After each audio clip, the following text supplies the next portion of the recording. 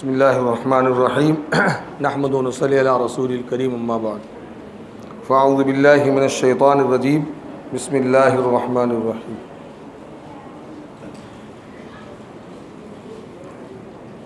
25 اور 26 اور 27واں پارہ تقریباً آدھا ہو گیا۔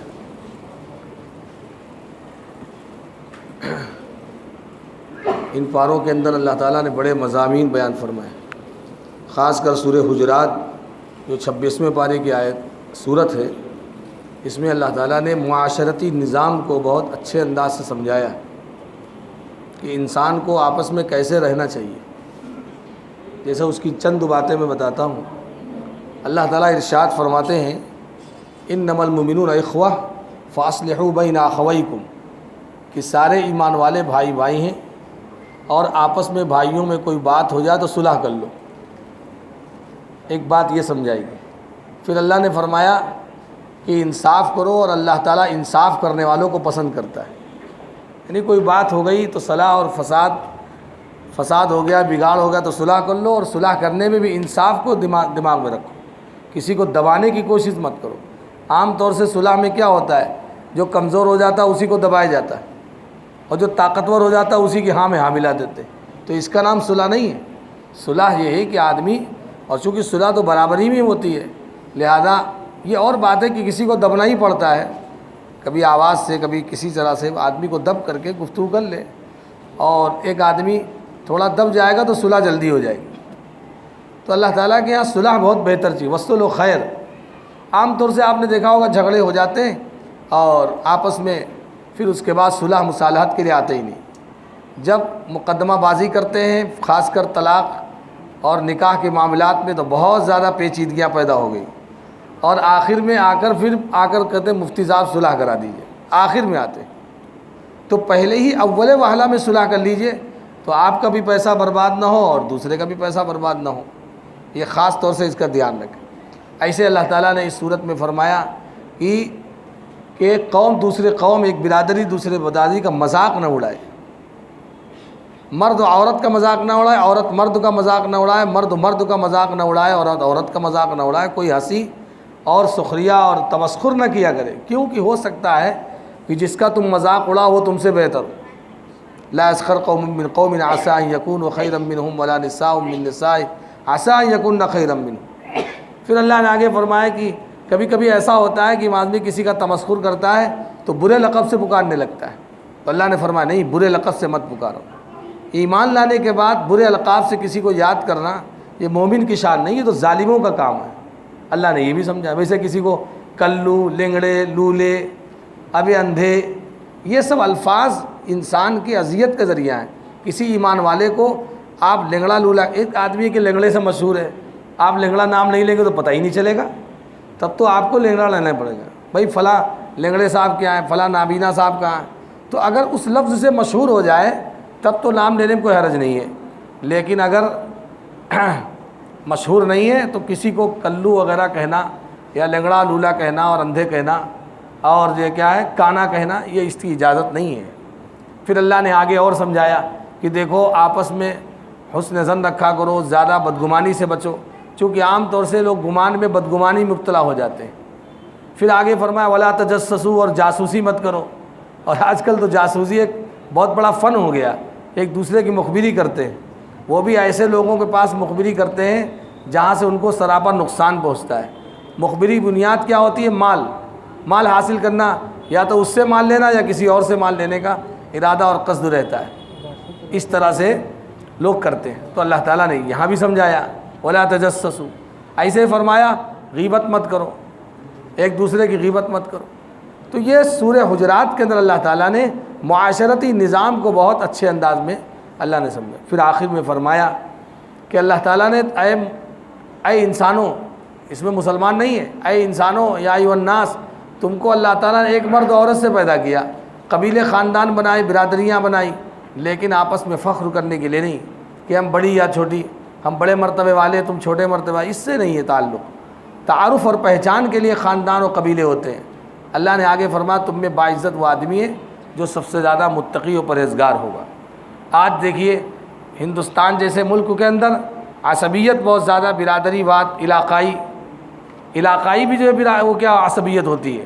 یہ اور بات ہے کہ جب ملک سے دوسرے ملکوں میں چلے جاتے ہیں تو وہاں پر کوئی ہندوستانی مل جاتا تو محبت پیدا ہو جاتی ہے، لیکن جب یو پی آ جائیں گے تو یو پی بھی بہار، اور یو پی اور گجرات اور بمبئی اور مہاراشٹر، یہ سب صوبائی بھی جو ہے کہ آپس میں دوریاں ہیں، پھر آپس میں یہ خاندان، رشتہ دار، چھوٹی اور بڑی برادری۔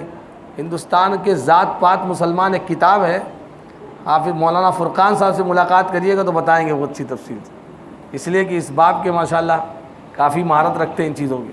تو وہ کتاب ہے بھی ایسی، اس میں 150 برادری شمار کرائے ہندوستان میں، اور اس کی وجہ یہ ہوئی کہ ہندوؤں سے یہ مسلمان جب بنے تو وہی برادری ان کے اندر یہ کیا ہوگی، برادری واد، یہ بیماری پیدا ہو گئی، جس سے دشمن فائدہ اٹھاتا ہے وقت پر جب الیکشن کا دور آتا ہے، وہیں سے جو ہے کیا فائدہ اٹھانے لگتا ہے۔ تو اللہ تعالیٰ نے یہ بھی ختم کیا۔ حدیث میں آتا ہے کہ اللہ نے اس جاہلیت کا بدبودار برادری واد کا جو نعرہ ہے، یہ بدبودار نعرہ ہے، اس کو اللہ نے ختم فرمایا۔ لہذا شیخی بازی مت کرو، سب لوگ آدم کے بیٹے ہو، اور حضرت آدم کو اللہ نے مٹی سے پیدا کیا۔ یہ اور بات ہے، کچھ مٹی نرم ہو رہی، کچھ سخت رہے گی، وہ الگ ہے۔ اللہ نے یہ بھی سمجھایا یہاں پر، اللہ نے یہ بھی سمجھایا کہ تم یہ مت سمجھو کہ ہم مسلمان ہیں، اللہ کا احسان ہے کہ اللہ نے تم کو مسلمان بنایا، تمہارا احسان اسلام اور ایمان پر نہیں ہے۔ اس لیے کہ کچھ لوگ آئے تھے، وہ کہتے تھے ہم مسلمان نہ ہوتے تو کہاں سے اسلام بڑھتا، تو دماغ سے نکال دیجئے۔ اللہ نے خود فرمایا لا تمنوا علی اسلامکم، اے نبی ان سے یہ کہو کہ مجھ پر اپنے ایمان اور اسلام کا احسان نہ جتلاؤ، بل اللہ یمن علیکم ان ہداکم للایمان، اللہ نے تم پر احسان کیا کہ تمہاری ہدایت، تم کو ہدایت دے دی۔ تو اللہ کا احسان ہے کہ اللہ نے ہم سب کو مسلمان بنایا۔ تو آپس میں مسلمان کو کیسے رہنا چاہیے، سلامتی کے ساتھ اور امن کے ساتھ، آشتی کے ساتھ، ایک دوسرے کو تکلیف نہ دے، جیسے اپنے لوگوں کے ساتھ ویسے غیروں کے ساتھ بھی حسن سلوک کرنے کی ضرورت ہے۔ پڑوسی کیسا بھی ہو، قرآن کریم نے تو یہاں تک کہہ دیا کہ پڑوسی کافر و مشرک یہودی، پڑوسی ہونے کی حیثیت سے اس کے ساتھ اچھا برتاؤ کرو، اس کے دکھ درد میں کام آؤ، مواسات کرو، غمخواری کرو، یہ سارے کام کر سکتے ہیں، تجارت بزنس کر سکتے ہیں غیروں سے، اس میں کوئی مسئلہ نہیں۔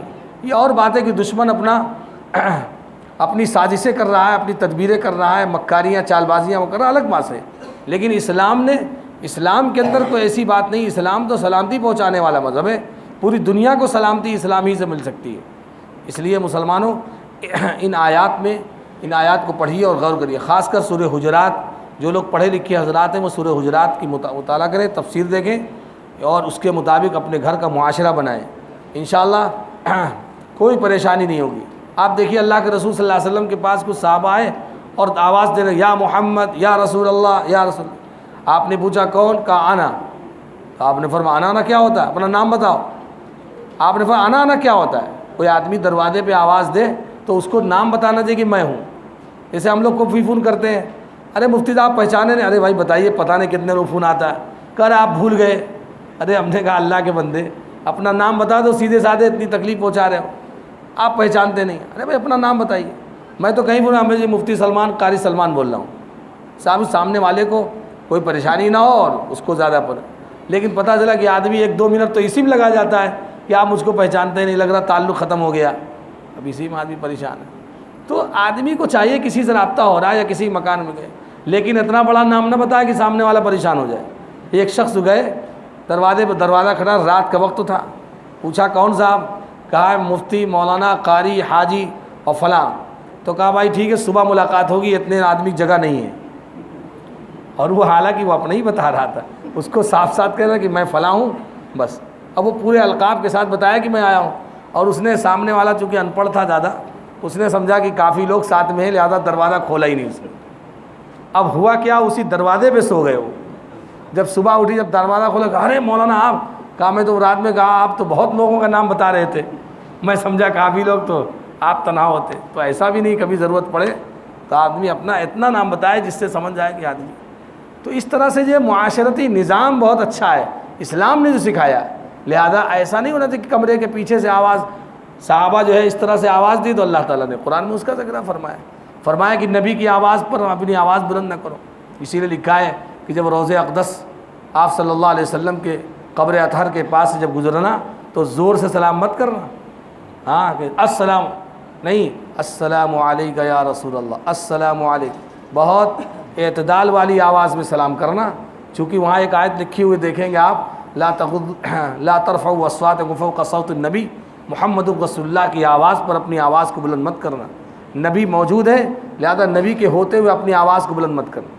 اسی لیے آپ نے دیکھا ہوگا جو عمرہ حج کرنے جاتے ہیں مدینہ طیبہ میں بہت خاموش رہتے ہیں، اور مکے کے اندر اللہ کی پناہ یہاں تو شور ہی شور ہے، یہاں تو کچھ بھی ہونا ہے، حالانکہ یہاں بھی احترام کرنا چاہیے لیکن یہاں جو ہے وہ جلال رہتا ہے، لوگ ماں شور مچاتے ہیں، اور مدینہ طیبہ سب خاموش رہتے ہیں۔ تو اس طرح یہاں دیکھیے وہاں پہ سکھایا جا رہا ہے، نبی کے آداب سکھائے گئے، لوگوں کے آداب سکھائے گئے، ایک دوسرے کے ساتھ ہمدردی سکھائی گئی، ایک دوسرے کے ساتھ بھائی چارگی۔ قرآن نے اس صورت کے اندر بہت تفصیل سے، کبھی موقع ملے گا انشاءاللہ اس صورت کی تفصیل آئے گی۔